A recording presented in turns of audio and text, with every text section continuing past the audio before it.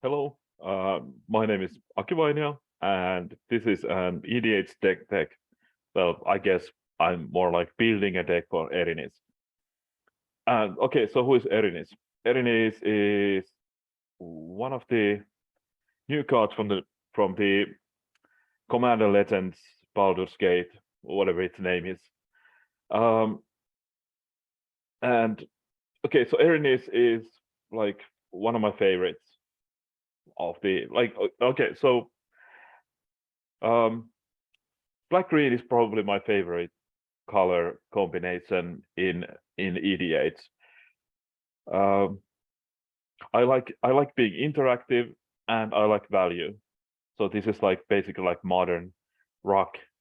You like I win like 40% of 45% of the time every time or whatever that saying was back in the day when rock decks were a big thing. So what it does is okay, 200 green for a 3/3, Halfling Ranger doesn't actually matter, has death touch, and whenever Erinis Gloomstalker attacks, return target land card from your graveyard to the battlefield. So yeah, so one of the things I always try to do in EDH is try to play my lands out regularly. Like I don't want to miss land drops. That's why I always play like at least 40 lands in my deck. In this deck, maybe even more. We'll see. Uh, one of the things I want to do probably in this deck is to play a lot of basics. Is my thinking, but we'll get to that. And I get to choose a background. So the background, and this is like the third part of um my series on this. Um, so I already did two. Alara was the first one. And the second one was Gale. Now, Scion of Halaster isn't necessarily like something spectacular with Alara, but it definitely is spectacular with Gale, and it's definitely spectacular with Erinis. Like, the thing I don't get to do is like actually ramp with Erinis and Scion of Halaster. If I like look at two cards every turn and put one of them into my graveyard and that's the land, then in general I will get to play a land on most turns, but doesn't mean that I'll get ahead in lands unless I do well. We'll get to that unless I play like a lot of fetches and uh, or I play like a huge number of lands, or I self mill a lot. In which case I would have to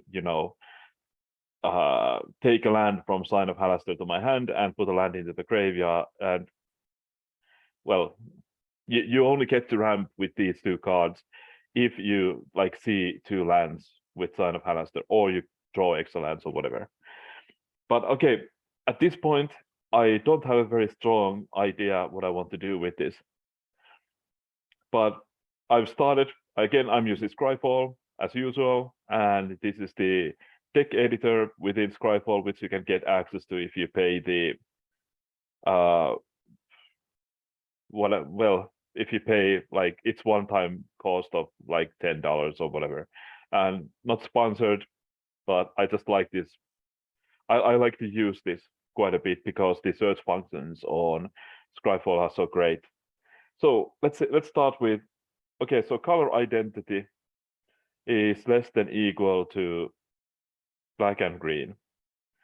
And let's see if there's any like landfall cards we would like to use. Avenger of Zendikar. Yeah, okay, so that's a good finisher, but how many 7-drops do I want to play in my decks? Probably not more than one. Eternity Vessel. Yeah, don't like it. It's I mean, it's one of those cards that are like not that good. They will draw aggro so badly, and they're not actually that helpful in defending you. So I would rather not. Carney Heart Expedition, obviously. Like I'm going to play it that like I'll take any excuse to play that. It's a 2-drop, so I have something to play early on, and yeah, it helps me to ramp. So what it does is you landfall gives it a counter, and when it has 3 counters on it, quest counters, because it's expedition, then you get to sacrifice it and search your library for up to 2 basic land cards and put them in the battlefield tapped. Lotus Cobra can give you those additional bursts of mana, so let's put it in.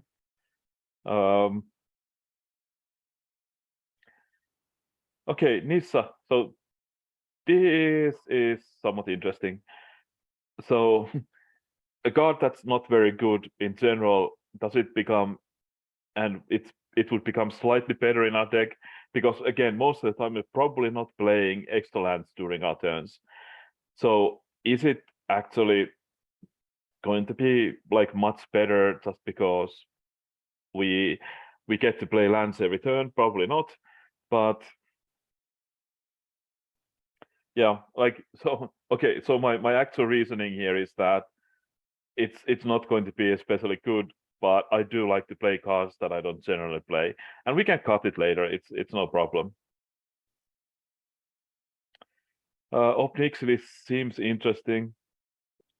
Probably isn't. Retreat to Hagra. Probably one of those things that are not very good, but will draw aggro. Okay, Scoot Swarm. That will put into the deck. And I do have 2 cards that I definitely want. Yeah, okay, Tireless Tracker doesn't have like actual landfall. It has the same text, but not it's because landfall doesn't actually do anything. So like as it's just a shortcut, but whenever land enters, it's not like otherwise not like meaningful. So it's not, and I'll add the Zendikars, whatever. So so like landfall, it's just, you know, it doesn't in itself have any rules things. So let's widen our search a little bit. So whenever land enters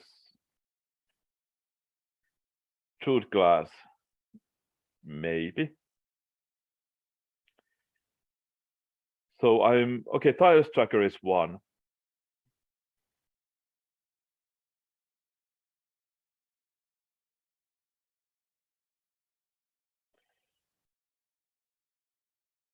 What's this?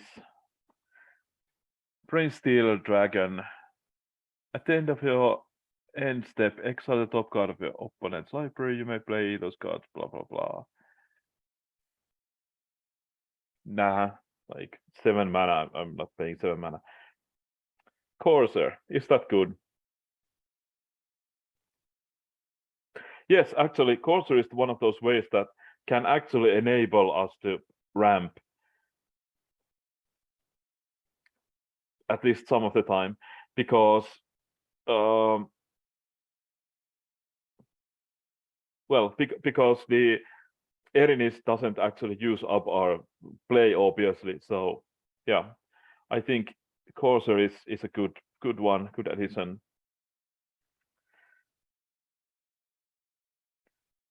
So Druid Glass, whenever land enters battlefield under control game. Nah.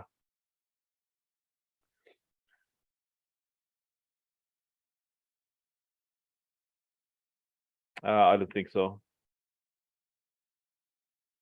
Evolution Sage.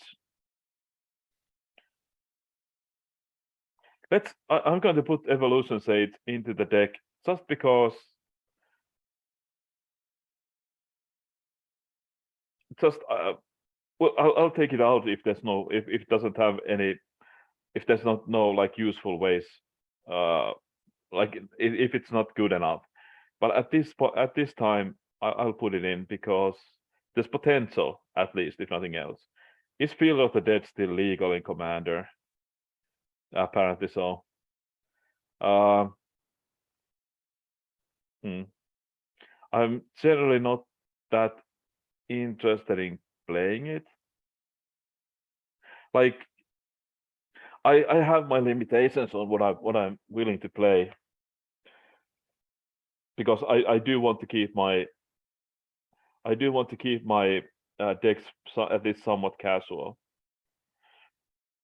But okay, I'll put in Hive. And I will be putting plenty of well, probably, well, we'll see, many of the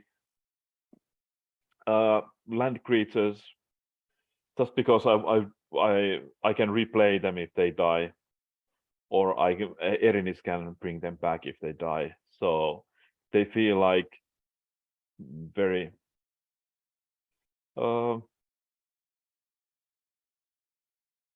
well, they feel good in that way. Should I'll put in Nissa. I like Nissa. The 3-mana Fastwood Seer, because she's just good value. You get the card, and you get the extra land. So that's just pure ramp in this deck if Erinis is in play. So yeah, and after she flips, she's just pure. She's just pure card advantage.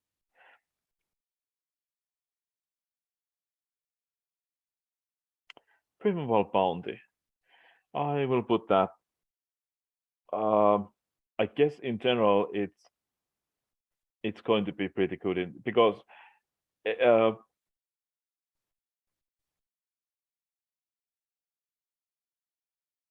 is it good? Like, it's better in this deck than like a random deck, but it still doesn't feel that good. We'll see. I don't. Again, I'm not a big fan of 6 drops. Roaring Earth might be interesting, but no.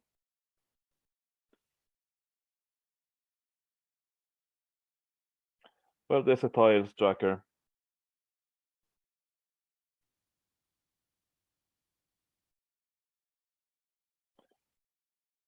And if we're going to have a lot of fetches, then Titania is going to be good.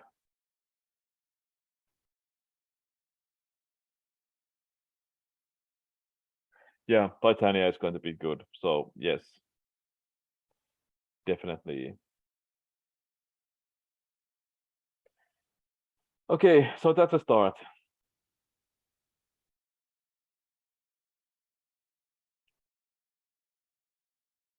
That's 13, 14. I always forget that when I look at the deck, I lose my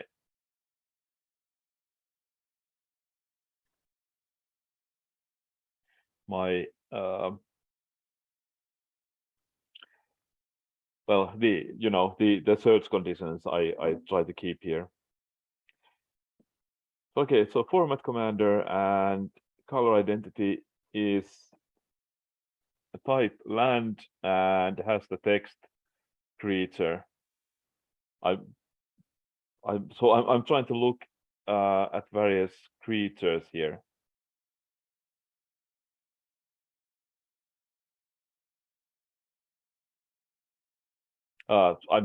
Like, okay, so here's one I definitely put in the deck. Boseiju.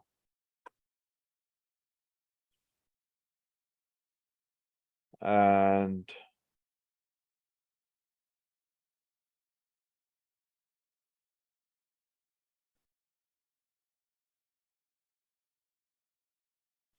is Dread Sanctuary good enough? Well, I don't know, but maybe. Okay, so one colorless land I have to keep in mind is that what's it called? Is it called Treasure Vault or something? It was in AFR. You could sacrifice it and pay double X to gain treasures. But we'll get to that. A Faceless Heaven. Will I have enough Snowlands? Not necessarily.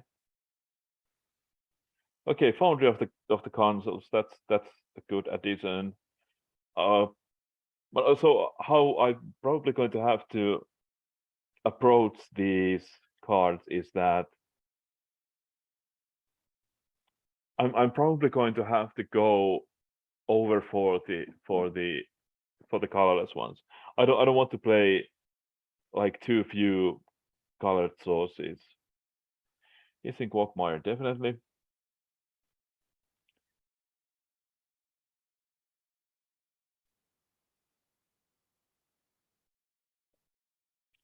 Hive we already have. Don't want to put in Hostile Desert. Inkmont Nexus, I don't know. Lair of the Hydra, definitely. And then there's at least one more I want. I could put in Missile Factory and Mutovolt, but I don't think so. They're just too small for the format, and they don't do like anything else for the deck, I don't think. But there is the channel land, the black channel land. Takenuma, there it is. That's one I would definitely want.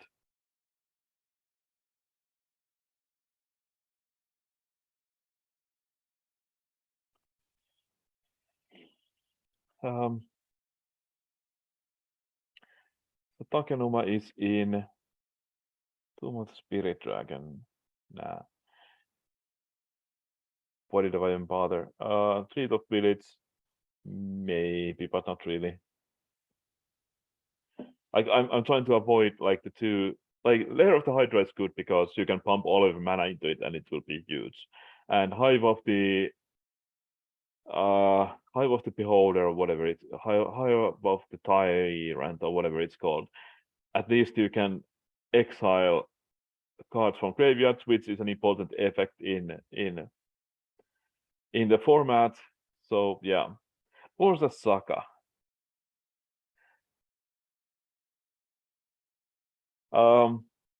I think there will be budgetary issues with this one. Yes, I'm not going to put any card over $20 into the deck, except fetches. Maybe we'll see. Okay, then type land. Let's look at lands we have to sacrifice or get to sacrifice in this specific instant. How many? 119. Okay, we will get it. This is something we can live with.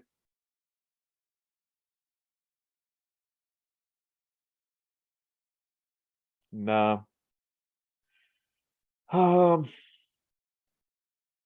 Do I want to put in these slow fetches like Bad River?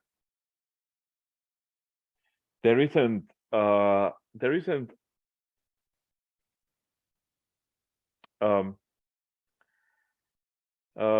there isn't a specific green black one of these, because at the time they were hesitant to print dual color duels.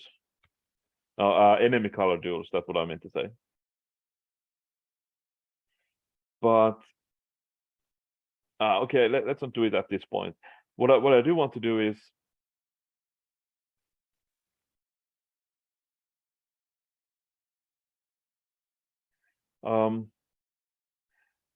at least Chand and whatever river tier lands.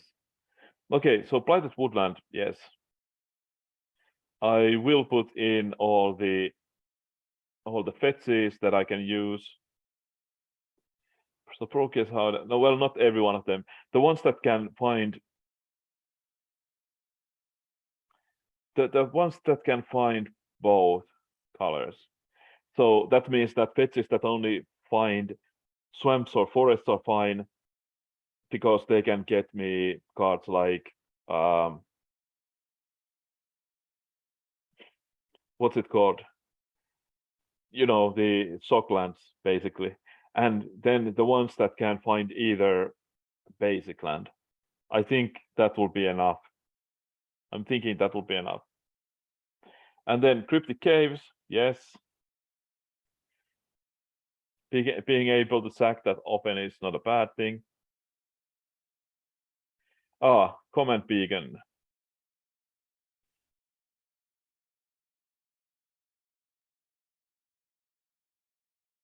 Yeah, we definitely have to check how many colorless sources I have before this is going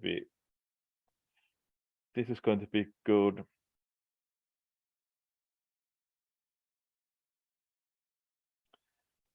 Fabled Passage, yes. Evolving Wilds, yes. Field of Ruin. Oh yeah, if you're wondering why this always skips to the top of the page, it's because I have instant search on. So when I press A, it just skips. I probably should take it out, but yeah.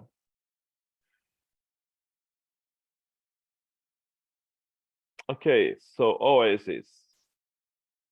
Nah, it's not good enough for this format, I don't think.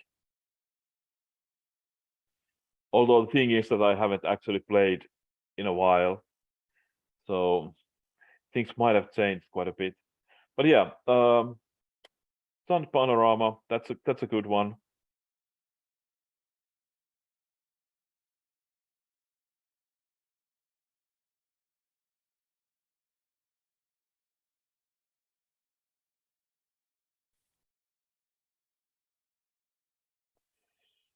Mars Flats, yes.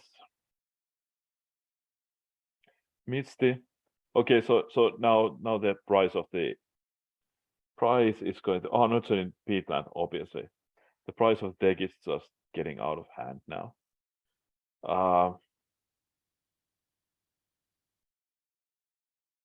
But I'm still going to maintain that I'm not going to put any non-land into the deck that costs more than the $20. Did I already put the Riveteers Overlook? Probably not, so let's do that. Roadside Reliquary, draw a card if you control an artifact, draw a card if you control an enchantment. Will I? I don't know.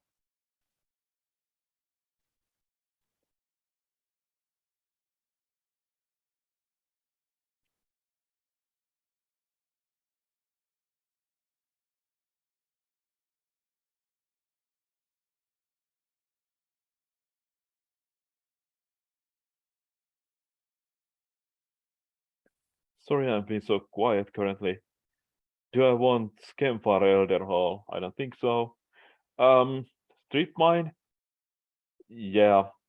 Strip Mine is so much cheaper than Wasteland. Otherwise I would put Wasteland in because again I do want to be sort of casual. So if someone is playing like a deck with all basics or whatever, I wouldn't in general want to just destroy them. It just feels bad. Like so okay, Treasure Vault, that's the thing card I was talking about earlier.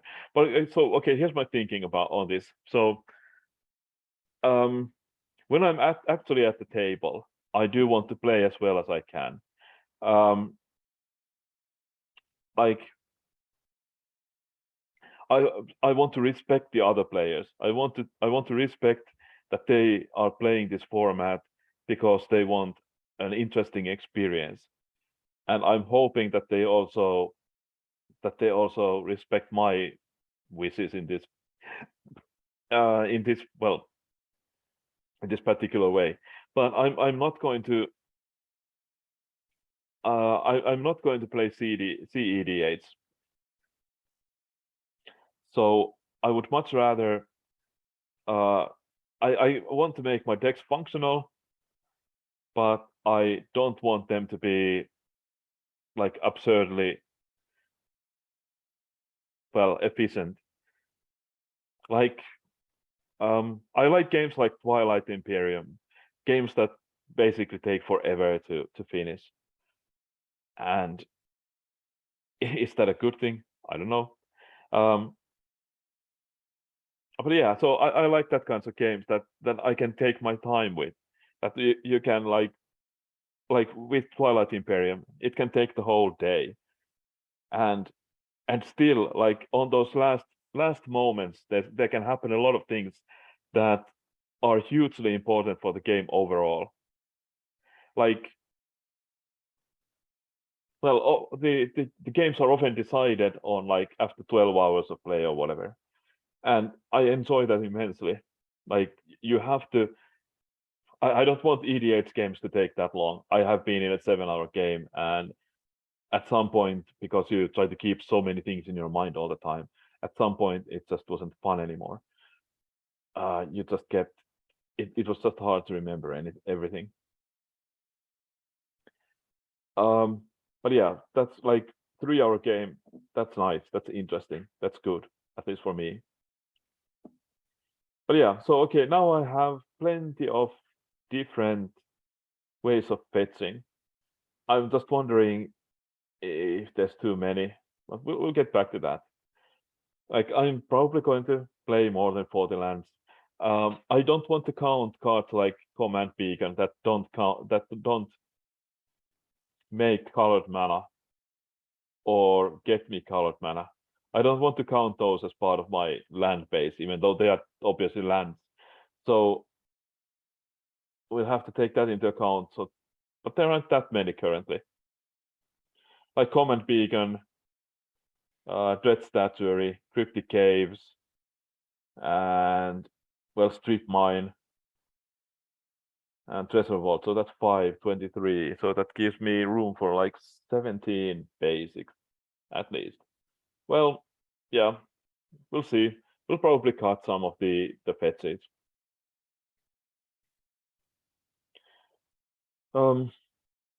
Yeah, but okay, so what next? Now, Erinis in herself probably doesn't necessarily give you any specific way you like have to do this. And that's partly why I like it. So you can do a lot of different things. You can just, pick and choose a theme you want for the deck. I have obviously I have some amount of land synergies here, landfall synergies here. But other than that, like even those are not necessarily that good. Other than that, we can do basically whatever we want. So let's see. MTG Wiki Black. So okay, what I'm going to do now is I'm just going to look at what kind of themes does black and green have in general. When black and green agree, it's usually on a fundamental natural scale. Even though black and green conflict on death versus life debate, both colors understand the need for death to prune excess life. Okay. Both colors are firm believers in the survival of the fittest. Okay. Black and green manipulate the graveyard more than any other color pair, being able to use the cycle of life and death to its advantage during moments in which the two cooperate. Both knowledge is superior to predator over the prey and understand the natural instinct. Also includes survival at any cost, even cheating and killing, predation, willpower, leaving black and green to be surprisingly cohesive pair. Okay. Doesn't necessarily help. So, okay, what I'll do next. Okay, MTG. color identity is exactly black and green. How many cards are there? 274. So if I don't have an idea beforehand on what I specifically want to do, what I'll often do is just this. What are the cards that I actually want to play from this specific color pairing or triplet? I'm not going to play 4 colors under any situations, basically. So, like, what can these 2 colors do for me that I wouldn't normally be able to do? So 264 different cards I'm going to be looking at.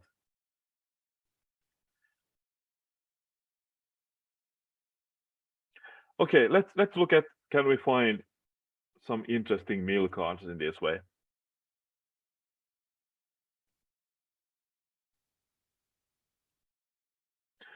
Okay, Acolyte of Affliction. That's something I definitely want. Like it gives me something to put in. It puts something into my graveyard to get back, and then I can get back something. And one of the less understood benefits of this is that it doesn't target. So your opponent can't, use some spell to specifically get rid of that card you want back, because you get to make that decision like after you milled. Obviously, if someone just gets rid of your graveyard, then you can't help that, but that's another thing. It does give you an edge, though, at least a little bit of an edge. And also, it can put lands into the graveyard, which can enable you to ramp if that's something you want to do at that specific moment. Grist.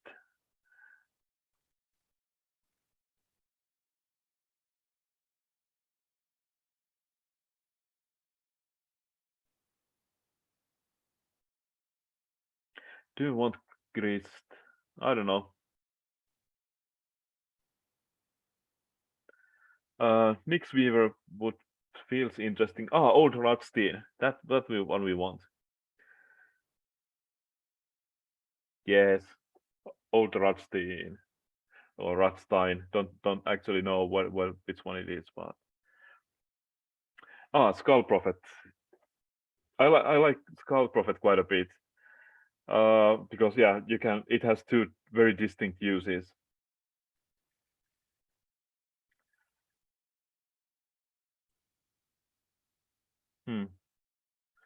Do I want? I'll put in the Dead Priest Chant.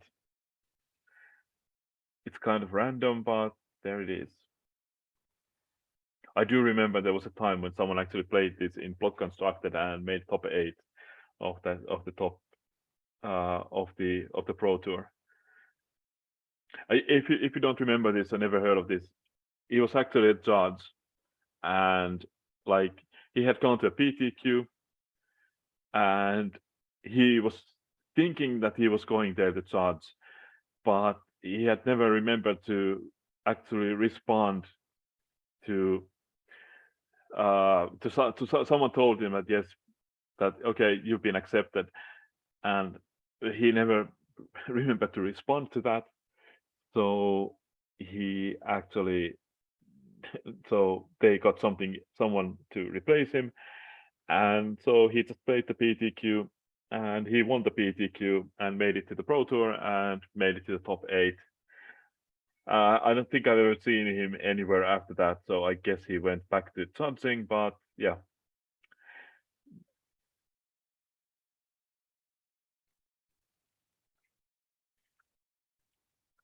I don't know. I don't think we want Grist.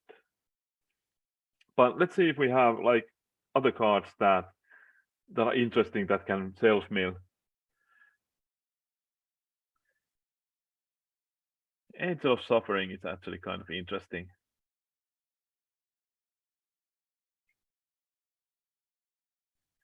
But I don't know. I don't think so.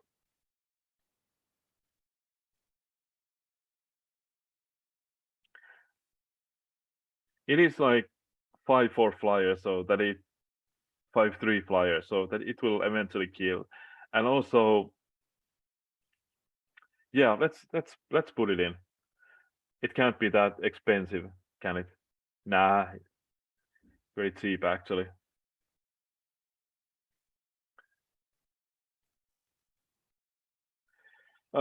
Yeah, the problem with Death Bridge Chant is obvious. It's very slow, but that specific uh block. Well, block in general is slower because you have fewer ways to make very aggressive decks, because aggressive decks need like, well, quite a few 1-drops and 2-drops and whatever, and like specific couple of sets.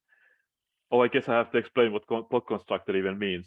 So back when we had blocks, back in the day, the standard sets were released in such a way that there was a, like, somewhere there was a core set, and the other 3 sets formed a common block. So like we had, let's say, Ravnica block. I don't know. Let's say Theros block, because I actually remember the names of those sets. So the first one was Theros, which was whatever 250 cards. That was a big set, or large set. And then came the next set was Born of the Gods, which was like early year. So Theros was the autumn set. Born of the Gods was like January, February set, and was a small set, so included like 100 cards less. And then there was Journey into Nyx, was the third set, which came out in like May, maybe around that time, spring anytime, maybe early summer, depending on how hot where you live is. So, and that was like a small set as well. And the block constructed was that you could choose cards specifically from those 3 sets. And at some point they stopped doing those pro tours, and they stopped doing the format altogether because they didn't do blocks anymore. But it was fun because, well, you just got to do something interesting that you wouldn't otherwise do. Oh, Liliana, Death Majesty, definitely. So Liliana is just one of those cards that if I have an excuse to play Liliana, I will. Sometimes life is easy that way.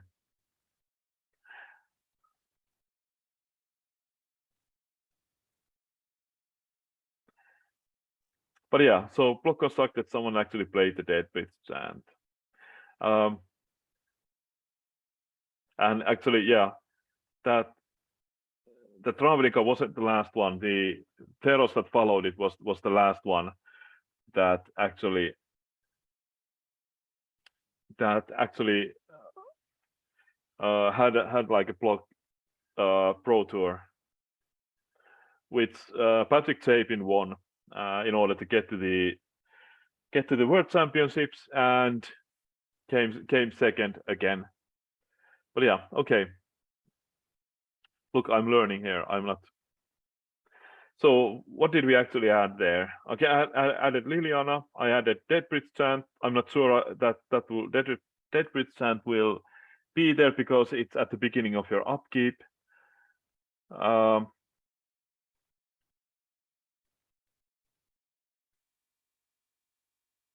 Also, the problem with Dead Bridge Chant is obviously that it's quite a bit of logistics, especially since you're not supposed to. You're not. I don't know how many even know this, but you're not supposed to rearrange your graveyard in Commander because it's an eternal format. Obviously, we're not playing anything that it would actually matter in that sense, but still, you're just not supposed to do it. Okay, what else do we want? How about Eternalize? Is there any? How many good Eternalize cards? Timeless Witness. That was what I was thinking. I do like Dream Stealer. But it's not actually that good. I just like it. But Timeless Witness it's obviously slower than Eternal Witness. but it is still great, especially since you can eternalize it.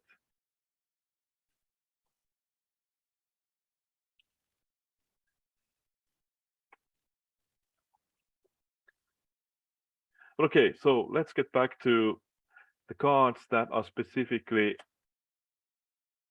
in this color pair that I'm not going to be able to play unless I'm playing this specific color pair. Okay, Binding of the Old Gods. It's a good generic answer that actually does ramp you also. So yeah, you should play it whenever possible. Catacomb Sifter.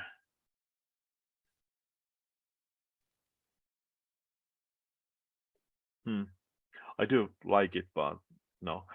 Casualties of War. Again, I'm not big fan of 6-drops or playing very many 6-drops, but at the same time, just being able to destroy everything is just a good tool. You need to be flexible in Commander, and obviously this is the ultimate flexible card.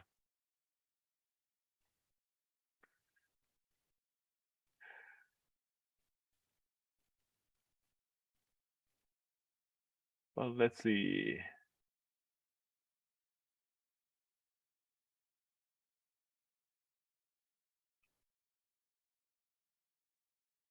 Deathcap Cultivator. Nah. Oh, Deathrite Summon. Yes. Deathrite Summon obviously like not as powerful in Commander as it was in Modern and Legacy. But it does have the like I like being able to exile cards because so many people, at least in my meta, uh, haven't been able to play in a while, but will try to do things with the graveyard. So you need to be able to stop it if it gets out of hand. But okay, Death Sprout. That's one of my favorite cards. Like this is the kind of card that was like made for me. Uh, Obviously it cost quite a bit, so it's not that good. But at the same time, I love getting the value. Easy 2-for-1. And I actually like the art as well. I have the art, obviously not the original, but a digital version of it on my wall.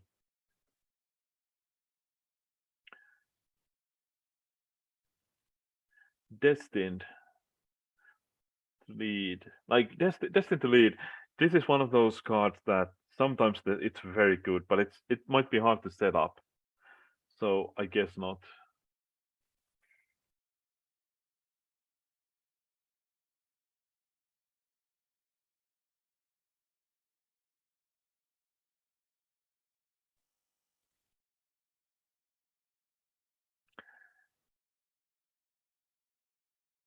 Is finality good enough for Commander? I don't know. I don't think so.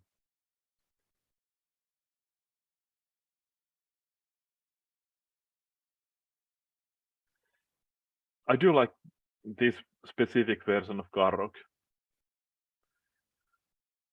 Garrok in general is kind of like Garroks in general are actually kind of good in Commander.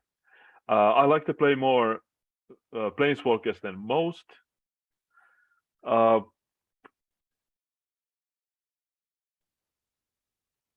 but the thing about that is that how should I put this? Like, but yeah. So Garroks they generally can get you card advantage, mana advantage, can get you bodies if you need them. So Garroks in general are kind of good, but I guess there's some mono green ones that are quite good actually. I don't think the latest one is very good, but there's the one that draws you quite a few cards immediately. Or can draw you quite a quite a few cards immediately. So that is great. Crackmaw. Do I want that? Grime Gorger. Is this some new one I'm not aware of? Exile up to one card of each type from defending player's graveyard. Put a +1/+1 counter on that. For each card. It does have menace. It's kind of slow. But again, I do like the aspect of, kind of randomly exiling cards from graveyards. I'm not going to play like Leyline of the Void or anything like that, but still. Green Flare, it's also kind of interesting, but again, it's like it's a 2-mana, it's 2-mana 2/2, so it's not like going to make a huge impact on. But okay, but I'll put in the what's it, Crime Gorger, which is a new card for me. Haven't heard of that before.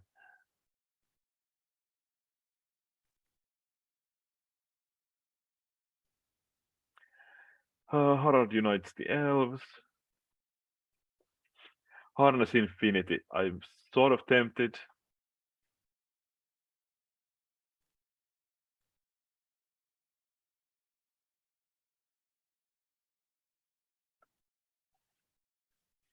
One of those things that are just, a bit too hard to actually make work the way you would like it to work. Ishkana is kind of interesting as well. I mean, in the end, I do need something to win the game with. I can't just put cards in that I like. Actually, I can, but at some point I do need to have like enough value at least that I am going to be able to win, and I don't want the game to drag on for too long because if you've noticed, I do have a tendency to.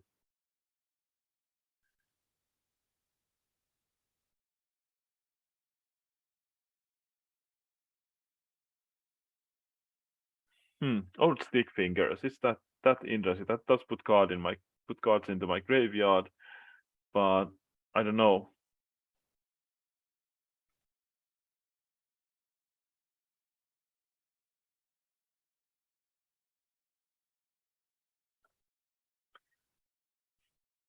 I'll just put the Overgrown Tube into my deck so that I don't forget.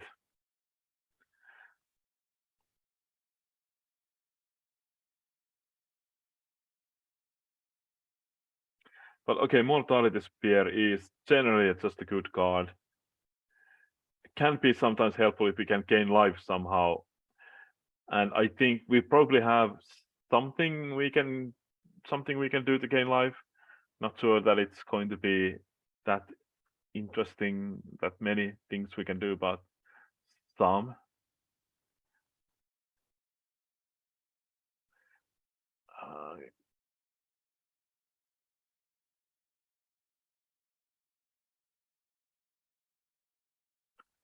I also like Reaper of the Wilds way more than I should. It's not actually that good in this specific format, but I still do like it.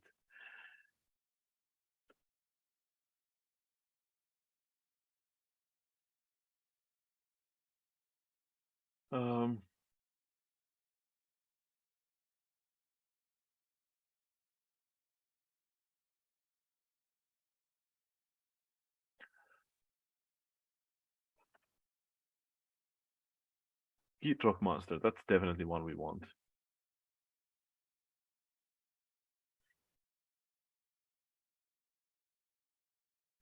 Yeah.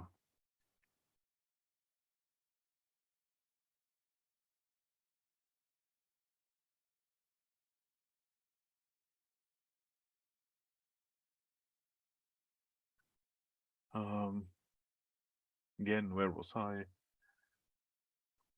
We have some cards that make specifically colorless mana, so Twilight Mire can actually be good. There's limitation to how good it can be, but hopefully it can be at least somewhat good. So Valentin.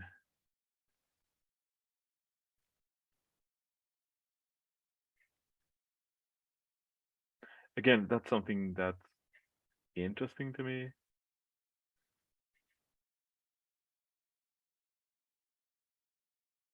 Because it does exile. It does exile. Hmm. Also, it does have a lifelink, which helps with Mortality Spear, but I don't know.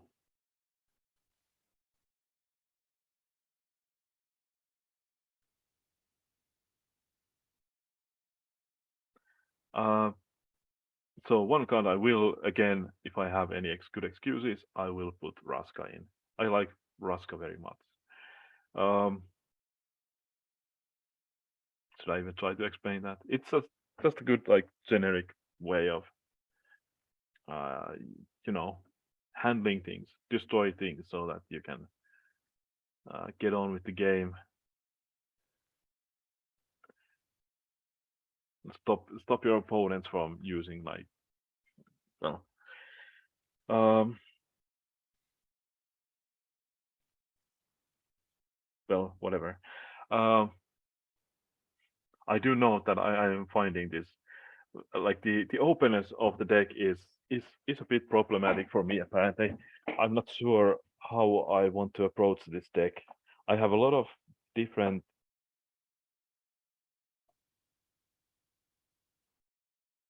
a lot of different value things here. A lot of different mana things. Some amount of synergies. Like most of the cards somehow synergize with it, with them, with each other, or with our commander.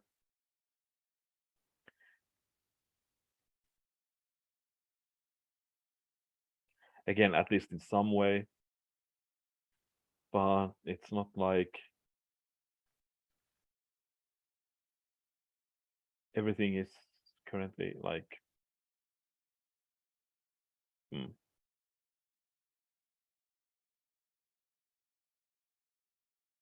So I have now 29 cards.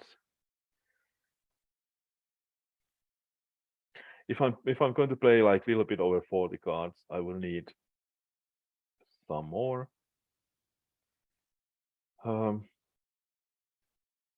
I also do want to have more ramp, but since I do want to play Erinis on turn 3, basically every time. Also I want to play the Scion of Halaster on turn 2. So I'm not sure how much I actually want to do. Like, do I want cards like Rampant Growth and Farseek and Nature's Lore? Probably not, because I do want to use my second turn to play the Scion of Halaster, so that I'll have the. Although, do I? Yeah, yes I do. Yes, I do. Because I want to attack on Erinis with Erinis on turn 4, right? So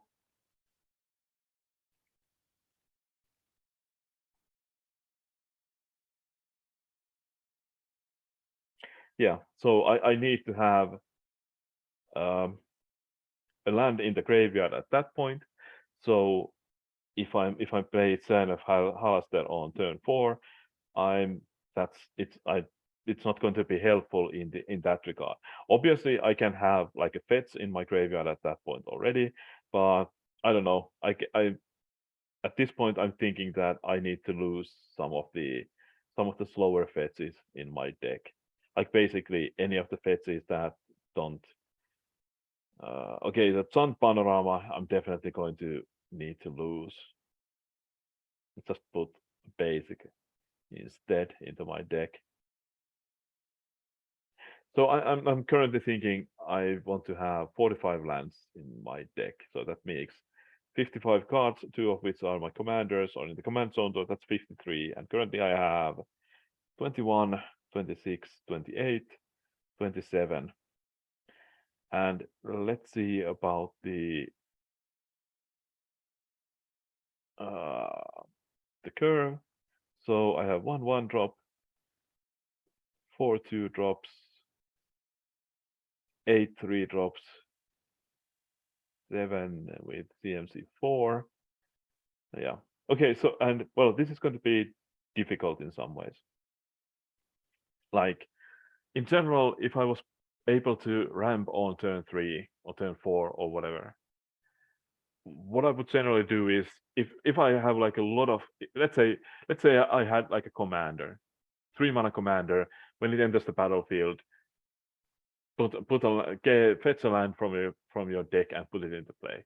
So in that case I would have a lot of 5-drops in my deck because I would assume that I can play the 5th land on the next turn and then I could play like my 5-drops and I wouldn't need 4-drops. But this is more complicated. So I can attack with Erinis on turn 4 hopefully, and I can hopefully get a land from my extra land into play that turn. So I won't have 5 mana on turn 4, but I will generally have 6 mana on turn 5. So do I want to have a lot of 6-drops? Because on the other hand, if Erinis dies or I miss land drops, then it's not going to be helpful. But I do want to, since I'm actually playing Erinis as my commander, I do want to abuse her. Well, not abuse her, but I do want to abuse her ability in some way. I want to gain advantage from her ability. So yeah, but that can be helped. I don't necessarily have to put like 6 and 7, 8 drops in my deck to gain that advantage. I can also put in card draw, because card draw can get me, well, yes, because with card draw I can then use my mana. I have more options, and I'm going to be able to keep mana open, and yeah. So that's going to be my approach. I'm going to try to have enough ways to get card advantage, and then I'll just have like hopefully have plenty of cheap cards, 2 mana, 3 mana cards that are like good interaction, and yes, I am going to use quite a bit of interaction and gain other advantage for me. So where to start?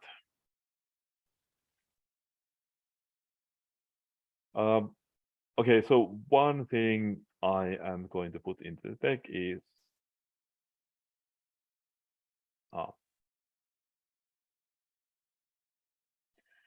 Read the Bones, because it's very good in the, and I think I explained this basically every video I make, but so I like it early game, because if I'm missing those land drops, I can find lands with this, and I like it in the late game, because if I already have all the lands I need and I'm just looking for something to do with my mana, or I'm looking for a specific answer or something, then I can use Read the Bones to find them, because I can scry the first two to the bottom and draw the next 2, and so I basically potentially see 4 cards a turn in one with one spell.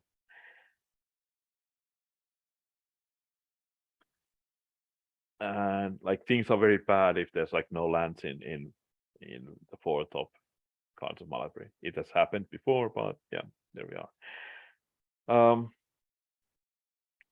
So yes, I added Read the Bones. So what else is good draw in these colors? How many? 684. That's probably way too much to go through.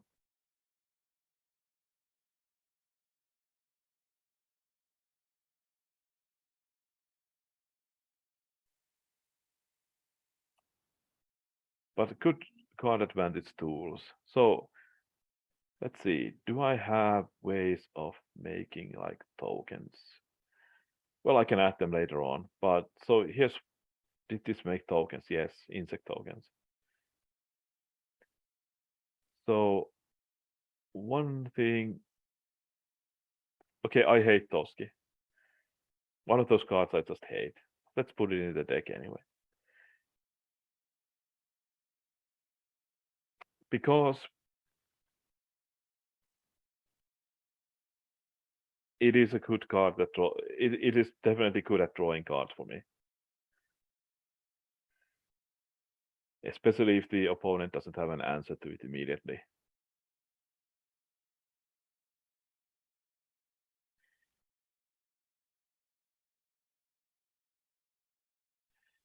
Beast Whisperer. It's a cast trigger, but yeah, can live with that.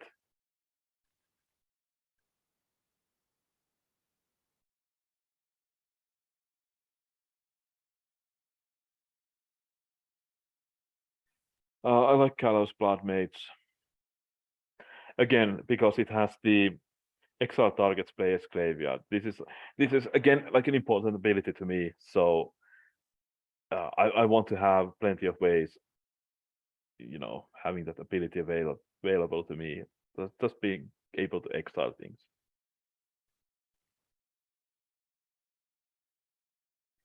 And I already did put in the castle logline.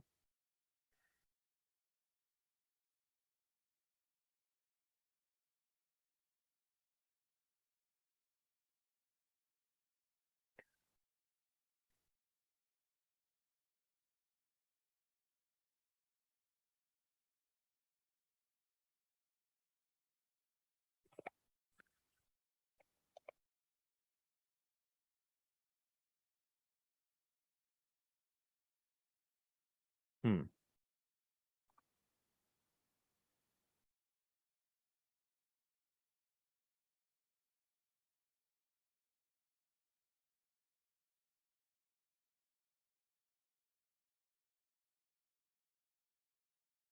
Do I want to play Elder Gargara? Is it? I don't think so. It feels interesting, but it probably isn't that good.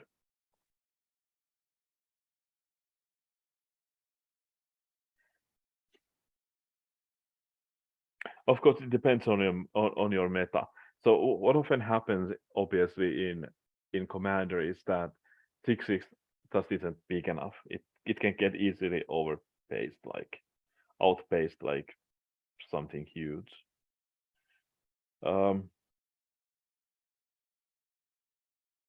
I did already put the Cursed Huntsman into the deck.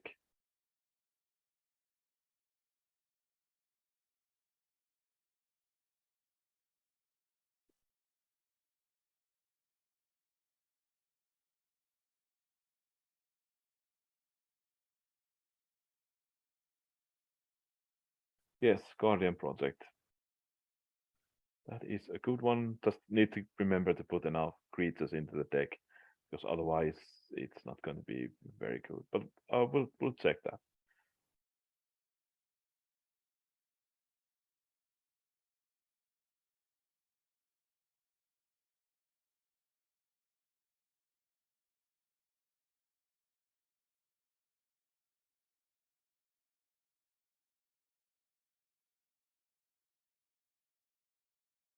Keeper of the Fables does pretty much the same thing as Toski. It's just bigger and isn't indestructible. Well, I don't think I have too many 5-drops at the moment, so it's fine. Oh, Lanover Visionary, that's a good card.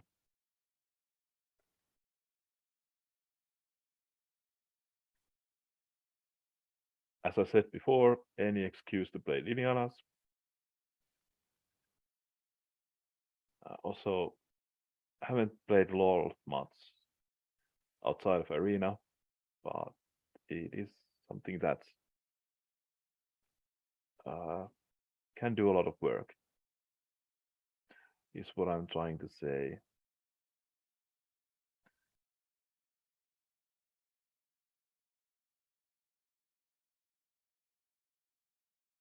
Dream Haruspex.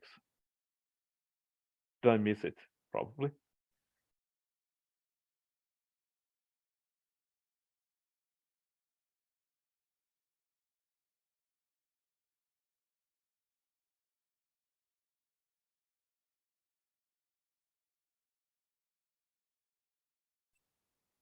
Yeah.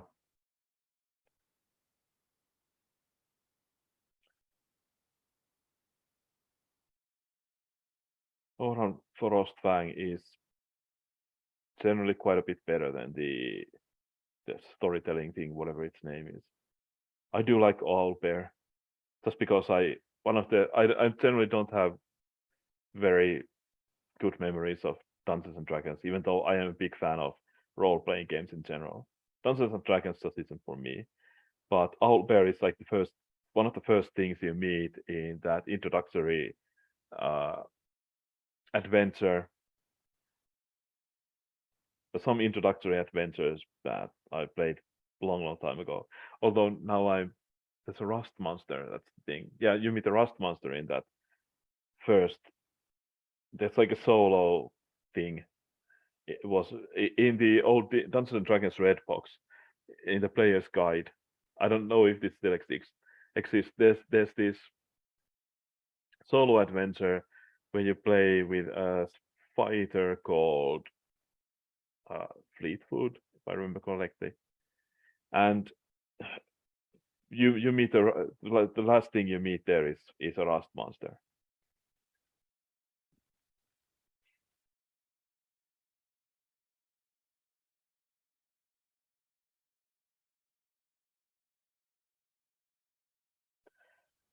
Um, do I have? I don't think I have enough card draw. I'm just thinking about what else could be like. You know, I again like this is sort of problem for me. I do like to keep these things casual, so I don't necessarily want to put in certain things.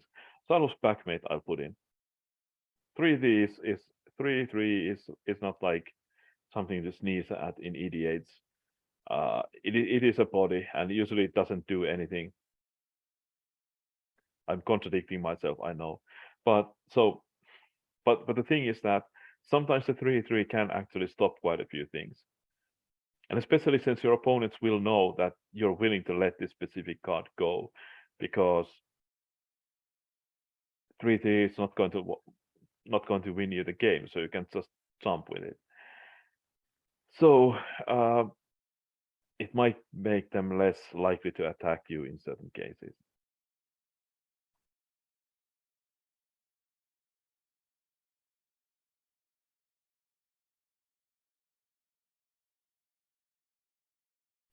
Skull Mulcher is interesting, but not probably that interesting.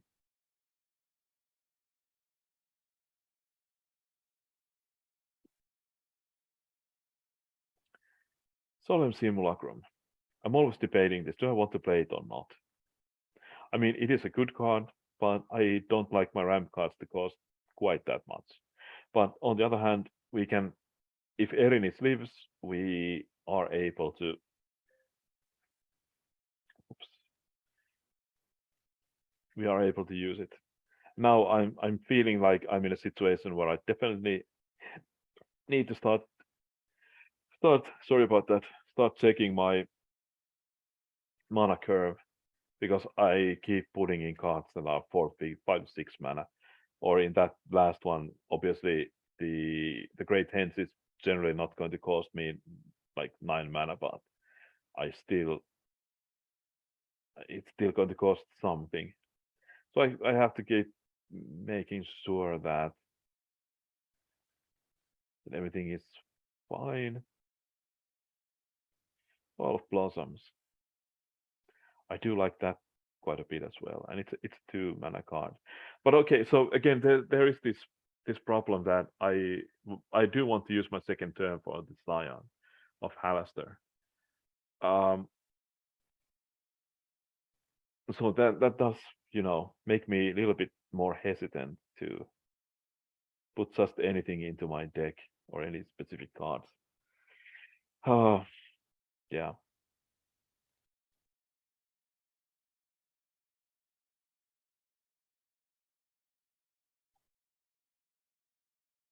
But okay, so more card draw. Uh, Siphon Mind. That's one thing I want. I probably did see it there somewhere, but I just didn't register it. That's a card I like. Although it's somewhat problematic. Uh, you don't necessarily want to let your opponents discard things they can possibly use from their graveyards, but getting like 3 cards for it is not that bad of a deal.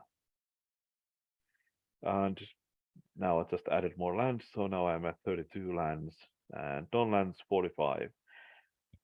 So I'm guessing I have like 8 more spots, and if I'm done editing, I have 26 creatures. Is that enough?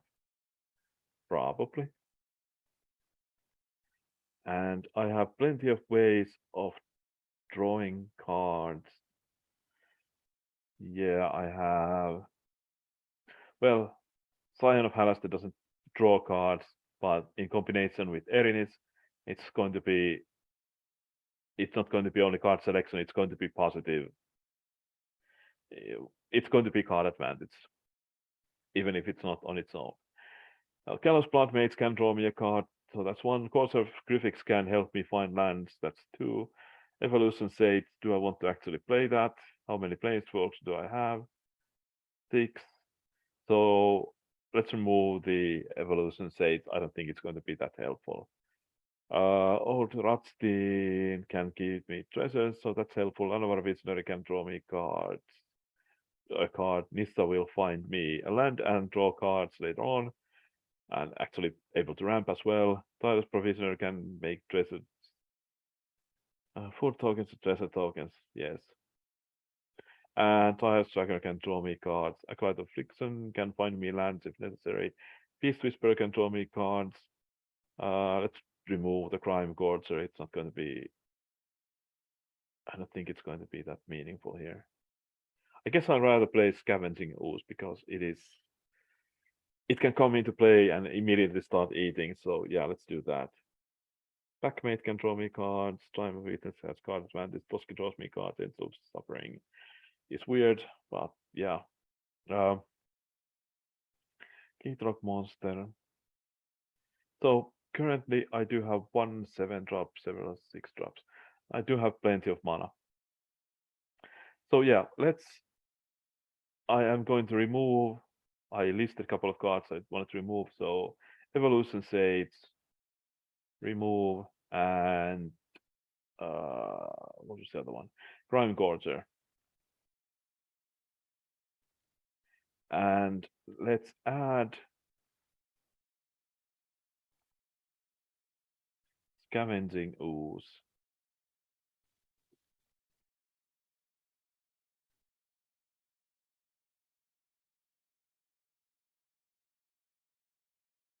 What is okay? Sometimes it's weird, but anyway.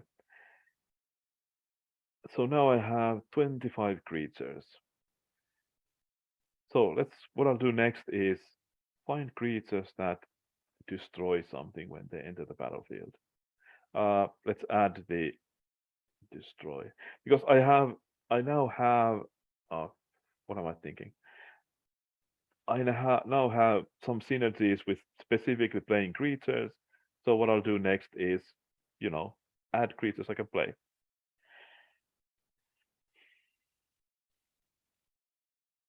Big Game Hunter. That's a long-time favorite of mine. I love it. For whatever reason, I love it. What good 3 drops do we have? Cause of Grufix. So I'm looking at 3 drops because I don't think it's going to be Cavalier of Night. I don't think it's going to be necessary, and the mana is quite problematic here. Oh, one card I definitely want. I want Grim Haruspex in the deck as well. That's one card I do want. Must remember to add that.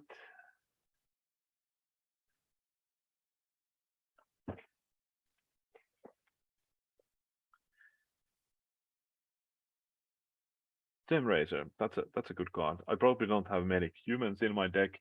I do have some. Givesmith Winnower is just a little bit too expensive, although it has does have menace, and which is helpful.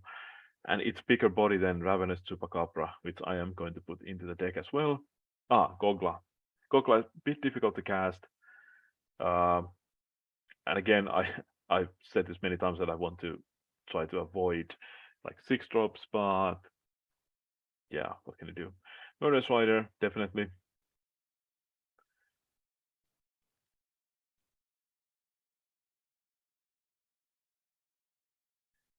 Um, Ravenous Chupacabra is the one I'm looking for, right? Yes, there it is.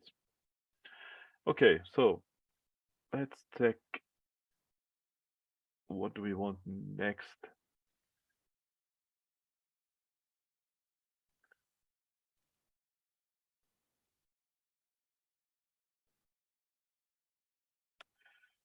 Only 8 cards. Plus the commanders, that's 50, so a few more cards.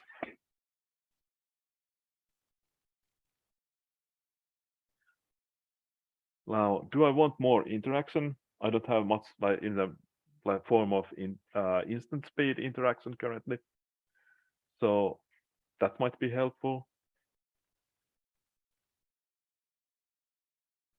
Um, I do have some, but not like the very cheap ones. Okay, so if assuming that we're going to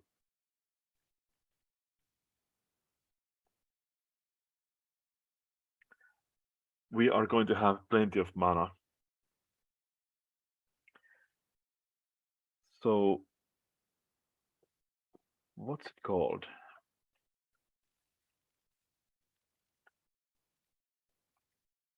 There's one from Theros block, a card from Theros block which you can exile multiple things at the same time. I just can never remember the name. I'm thinking of Sever the Bloodline, but that's not it.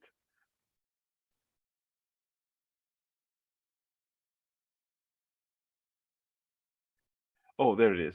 Silence the Believers. Um, it can't remove Planeswalkers, but it is still something. And I also put in Baleful Mastery. Like, you don't want it can exile Planeswalkers. That's the reason. Just in case. Um, and it does have you have the opportunity to use the lower mana cost, but you generally don't want to use it, but sometimes you do. And I'll put in Cling to Dust again for the graveyard hate. Like the people I play with tend to use the graveyards quite a bit, so I am very much into exiling things from there. And then finally, um,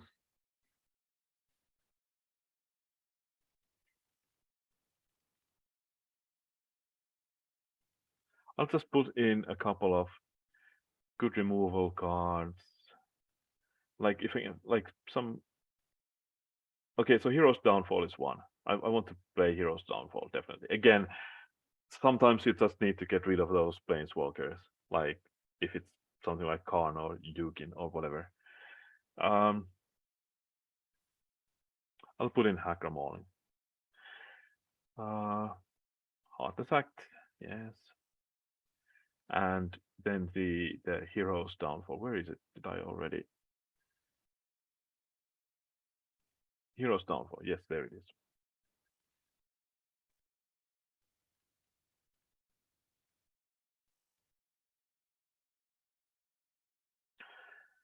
Okay.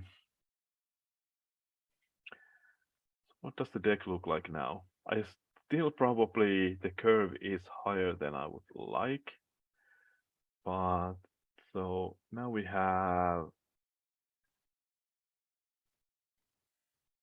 Why is this here?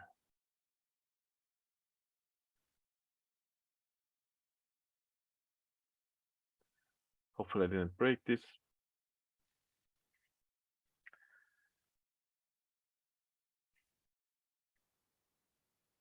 We could probably do with a couple of cards. Like, okay, so that's fixed 56 cards now, and there's one. double-faced, I believe. So we can count. I don't want to basically count that as a land. Let's make a few cuts. So clean up. So if I have to clean up the deck somehow, obviously if there's cards that don't have synergies with the rest of the deck, those are the first to go. But the next ones to go are next. I will look at the most expensive cards in the deck because those are the ones that are going to be going first in general. If it just would like to do the cleanup, because for some reason it isn't doing the cleanup.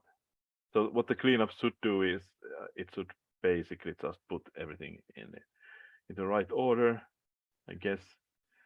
Well, this shows everything in the right order, so we can use this. So I have how many instant speed? I have plenty of. So okay, in general, you don't want to play too many like spot removal in Commander, because um, you removing things one for one isn't generally that good. I don't have any, because again I'm being casual here. I don't have any mass removal here. I probably should. I generally want to play like one damnation or whatever. But yeah, I guess I could add the damnation. But yeah, so you don't generally want to play too many spot removal, but this depends on the culture you're playing in.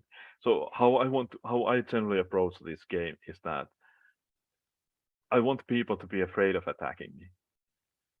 So that's why I have the spot removals, so that I can, so that the people I often play with, they know that I am generally going to be able to remove whatever they're attacking me with.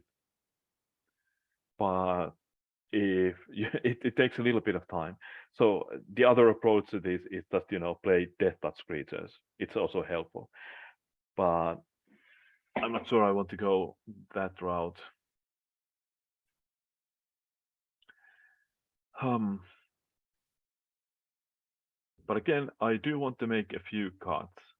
I want to have room for like 45 lands or something around that. Maybe 44 because I have the Hakra, what's it called? Hakra Mauling. So that means that,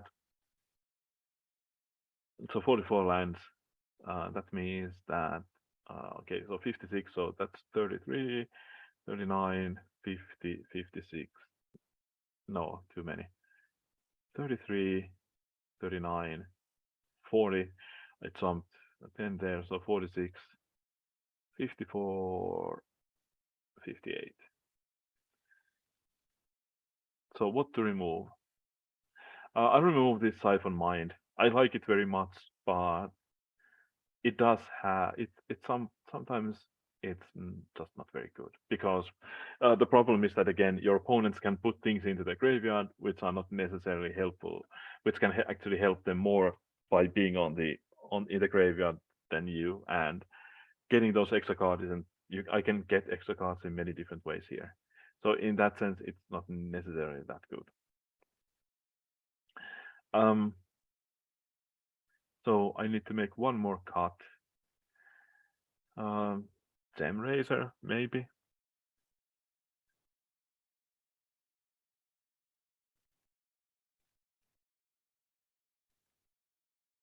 I don't have that many ways of removing things other than creatures, so in that sense, I don't necessarily want to remove the Gem Razor. So I would rather keep that in deck. Kokla can remove. Some others can remove them, but nah. Somewhat wary about the Dead Priest. Dead Priest, let's move that one. I just have so like you can have these Christmas land scenarios with it, but in practice, it's just not going to be that good.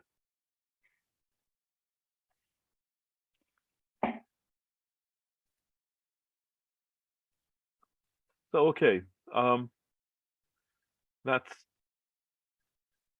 again 33, 39, 40, 45, 56. So that leaves room for 44 lands. And now, since that only 12 lands after what I have here, I would actually remove the slower fetches. So what I mean by slower fetches, let's see, the extremely slow, like Yun Panorama. That's not going to be good for us. Um, or Rocky Tar Pit, or what's it called? I didn't even add it, did I? Whatever it's bad river. Yeah, I didn't even add it. Are there any others that are extra slow here? I don't think so. I don't mind like Riveteer's Overlook or uh, like Terramorphic Expanse and these cards. They are fine. I just need to have some room to play, enough basics.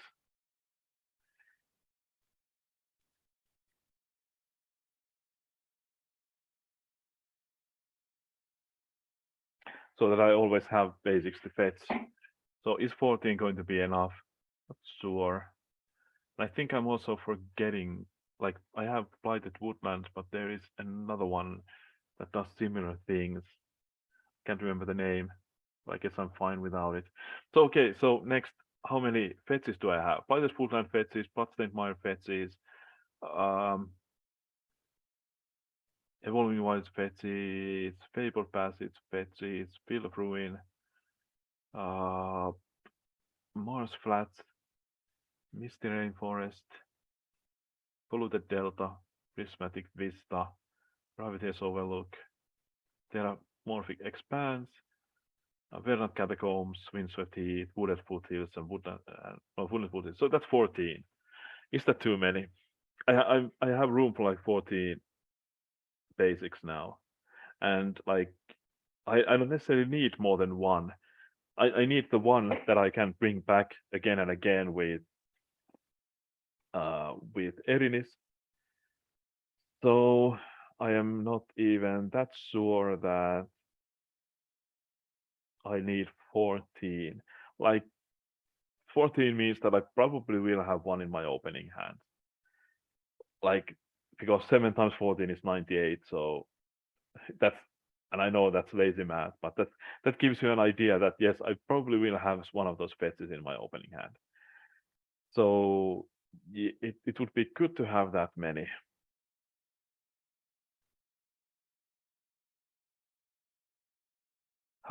Yeah, but it's hard to say. So okay, what I would do now is I would remove like the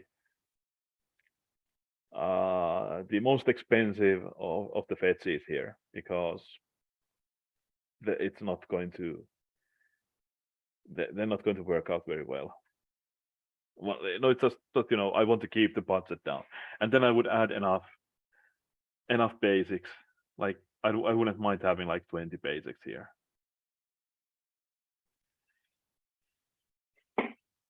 But that would mean like removing 6 of the fetches. So not, I don't think I would want to remove that many. But at the same time, there's so okay, cards that don't do that only produce colorless mana. Command Beacon, Cryptic Caves, Red Sanctuary, Field of Ruin we can use, so we don't have to care about that. Foundry of the Consoles. Um, where was I? Foundry of the Consoles. Yeah, so that's 4. Um, Strip Mine 5. Treasure Vault 6. So yeah, let's remove a couple of those. Dread Sanctuary. Did it do anything? Yeah, Dread Sanctuary. We can easily remove that. And I'm also thinking Foundry of the Consoles. Although it is good that we can sacrifice the Foundry of the Consoles, but colored mana is important, especially since we have cards like Gogla, which require triple green, or Cassadus Wall, which requires double black and double green. And we want to be able to multi-spell on many turns, so from that point of view, we also want a lot of lands that produce colored mana, and we don't currently have very many tools here. Like we have a lot of fetches. We only have few cards that actually produce mana of 2 colors. I mean, we only have Twilight Mire, Woodland Cemetery, and where is it? Hissing Quagmire, and one more, Overgrown Tomb. So that's 4. But at least we can fetch the Overgrown Tomb, and otherwise we generally want to fetch basics. But that's the problem with that is that obviously if we keep playing. Okay, so yeah, the next step would be like I would like to remove some of the fetches that can only fetch one of our types and add like actual duels instead of those. But yeah, so one of the things with this deck is that, well, I can imagine how this is going to work out. There's like, it's not that straightforward. I can like make a clear plan. So what I want to happen in most games is that turn 1 I play like Evolving Wilds and get a swamp. Then turn 2 I play Forest, play Scion of Halaster. Turn 3 play another land, doesn't matter which, and Erinis, and hopefully in the beginning of the turn I've been able to like put a land card into the graveyard, and then I play Erinis, and turn 4 attack with Erinis. There's a chance that we lose Erinis at that point, but still we get to play that extra land.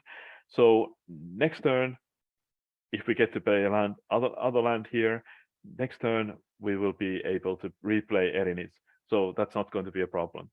And we hopefully, if everything's gone to plan, we have Evolving Wilds on turn 4 when Erinis attacks, so we can return that to the game, that to the battlefield. So yeah, okay, but there's a problem with that because it won't untap until our, well, we'll get an extra land, but we won't be able to. We won't be able to.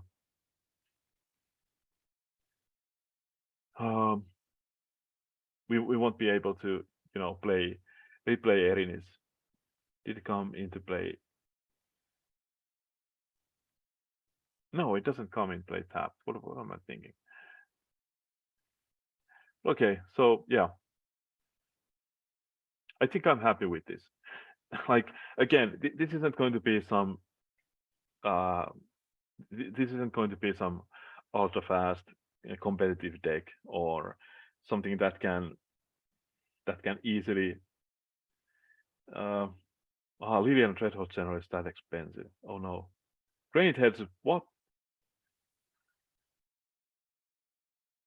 Almost said a bad word there. Great Heads is 37 in euros. Okay.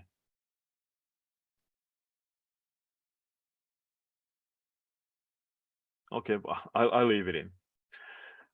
So the current, I mean, in general, this is still like, in the grand scheme of things, it's like 438, 440 euros. So, and or $500 plus whatever basics you need. Again, like 14, no, 16 basics here.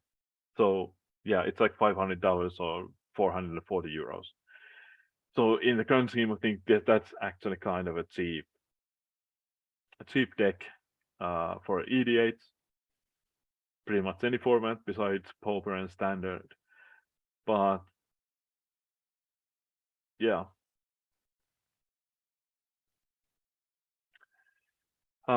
You can make it cheaper by taking out some of the fetches you probably won't need.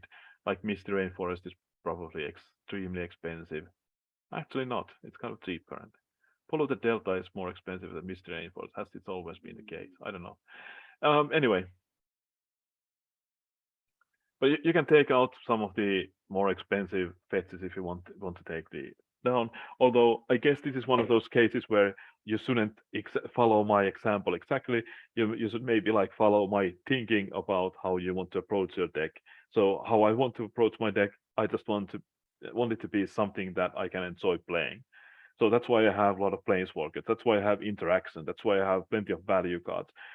There is no way I'm going to just that's combo out and win in like one turn.